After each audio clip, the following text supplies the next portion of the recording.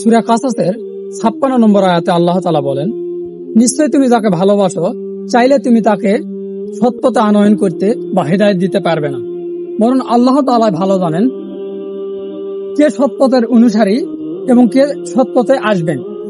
আমরা দুনিয়াতে অনেককেই ভালোবেসে থাকি এবং আমরা চাই আমার ভালোবাসার মানুষটি সৎপথে আসুক, কিন্তু আমাদের এই চাওয়ায় মানুষ সৎপথে আসবে এর কোনো গ্যারান্টি নাই, বরং আল্লাহ তাআলা যাকে চান তাকে হেদায়েত প্রদান করেন। উক্ত আয়াতটি নাজিল হয় যখন হযরত মুহাম্মদ সাল্লাল্লাহু আলাইহি সাল্লামের হিতাকাঙ্ক্ষী চাচা আবু তালেব মৃত্যুমুখে পতিত হয়।